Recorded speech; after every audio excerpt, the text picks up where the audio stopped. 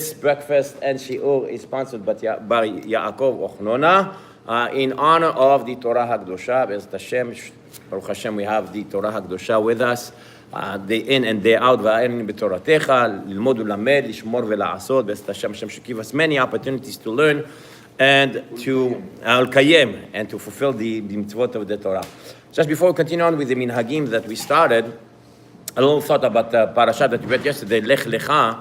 So the famous question is, grammatically, why does it say Lech Lecha? It should have said Lech, go.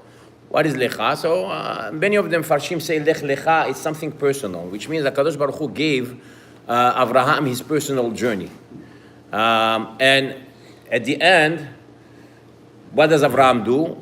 Hineni. Avraham Avinu presents himself, says, Kadosh Baruch Hu, you're giving me this journey, I am here and I'm ready. And it's talking about us as well. Kadosh Baruch Hu created us for our own journey. Each one of us has his own journey. Lech Lecha. And what are we supposed to do? Sometimes the journey could be challenged. It could be pretty difficult. As Avraham Avinu had it, didn't have an easy time. But what does he do? Hitalech lefanai veyetamim, tmimut. He walks with HaKadosh Baruch Hu. HaKadosh Baruch Hu is telling him to do, even he goes to Akedat Yitzchak, he's about to sacrifice his son, that he had at a very, very old age. He's doing whatever HaKadosh Baruch Hu is still telling him to do. So Be'ezrat Hashem, we should work on that. It's not an easy, sometimes, journey. HaKadosh Baruch Hu has nisyonot, challenges for each and every one of us.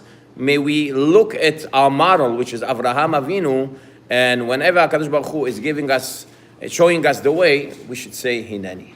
So we continue on with the minhagim that we had. Last week we spoke about Patah Eliyahu. We spoke about why do we say Patah Eliyahu. We spoke also that the minhag is not to say Rabbi Hanania ben Akashya Omer.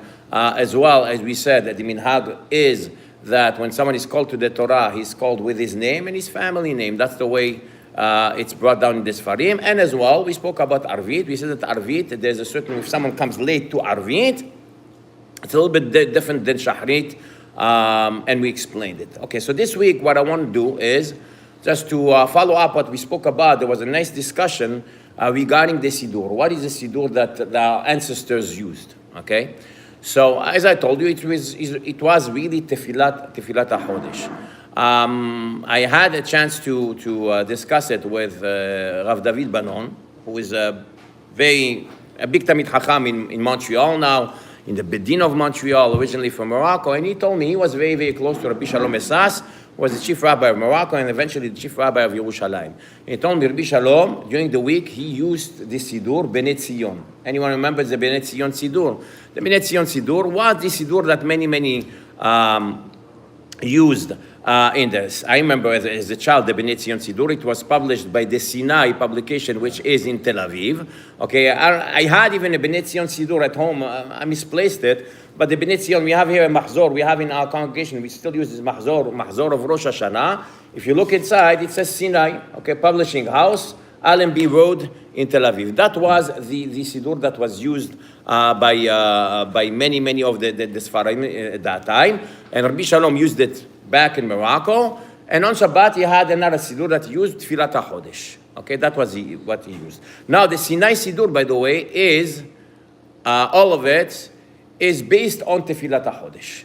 It is based on Tfilat HaChodesh. Eventually, what happened, there was a publication. We have some of these Sidurim from Casablanca. Okay, you could see it from Casablanca. The year is 5,732. And this Sidur, by the way, what they did was, they copied exactly the Sinai. They took the Sinai, you look at the Sinai, and look at this one, exactly the same. I don't know if they have any copyrights agreement between them, I have no idea, but this was the Sidur that they used, okay? Eventually what happened is, there was another publication that came out, and it was a publication that came out from France, the Patah Eliyahu. Patah Eliyahu came out of France. If you look, I brought it, but it's upstairs. The Patah Eliyahu Sidur that they have is based also. You look at the. It was published by the Sharvit family. I think his name was Yosef Sharvit. He published it in France. And what happened